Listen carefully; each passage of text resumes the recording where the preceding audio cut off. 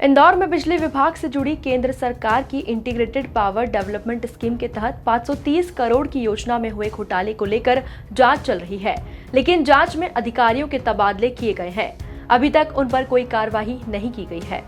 इंदौर आईपीडीसी योजना के तहत पश्चिम विद्युत मंडल की कंपनी को 230 करोड़ रुपयों के कई तरह के उपकरण बदलने के लिए उपलब्ध कराए गए थे, जिसमें कीमती खंबे से लेकर तार बोल्ट सहित अन्य उपकरण शामिल थे। पूरे मामले में अधिवक्ता अभिजीत पांडे द्वारा बताया गया कि शहर के गरीब बस्ती के क्षेत्रों को आईपीडीसी योजना के तहत बदले जाने थे, लेकिन योजना के तहत घोटाले की जानकारी मिलने लगी। उसके बाद साल 2020 के अगस्त माह से पूरे मामले को उजागर करने के लिए कई विभागों को पत्राचार किया गया। जब मध्य प्रदेश में पूरे मामले को दबाया जा रहा था तो केंद्र से जुड़े विभागों को इसकी शिकायत की गई और फिर जांच शुरू हुई और उनमें दर्जनों अधिकारियों के तबादले किए गए, लेकिन तबादलों से कुछ नहीं होता। करीब 8 महीने की जांच में अभी तक कोई भी तथ्य सार्वजनिक रूप से सामने नहीं आए हैं और पूरे मामले की जाँच ईओडब्ल्यू सहित आर्थिक शाखा द्वारा की जा रही है।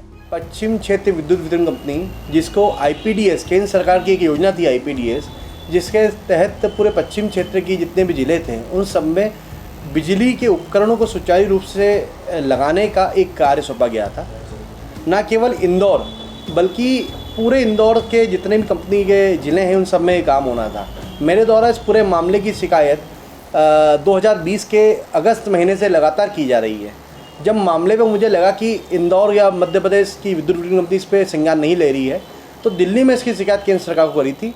उनके हस्तक्षेप के बाद इस पर जांच एक खानापूर्ति के लिए केवल शुरू हुई, लेकिन जांच में आज तक कोई परिणाम नहीं हुआ। मेरे द्वारा न्यायालय के समक्ष विषय को रखा गया एवं जो जांच एजेंसी लोकायुक्त और आर्थिक प्रकोष्ठ में इसकी भी शिकायत हो चुकी है, जिसके बाद निलंबन तो नहीं हुआ, लेकिन आज तक केवल पूरे मामले में तबादले लगातार जारी हैं। कई अधिकारी इधर आए उधर से गए, कई रिकॉर्डिंग भी सामने आई है जिसमें अधिकारी तरह तरह से डिमांड कर रहे हैं।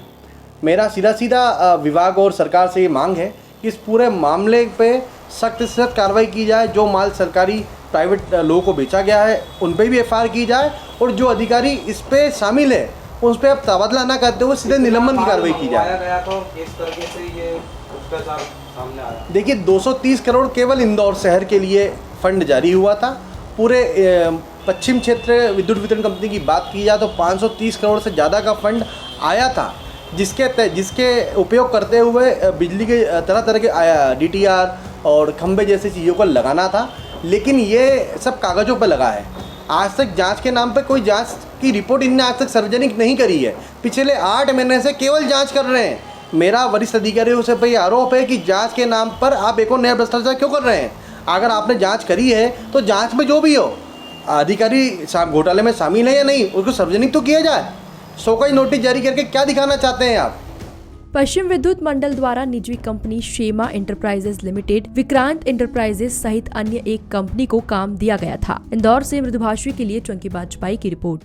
वीडियो को लाइक और शेयर करें। मृदुभाषी से जुड़ने के लिए चैनल को सब्सक्राइब करें। खबरों के नोटिफिकेशन के लिए बेल आइकन दबाना ना भूलें।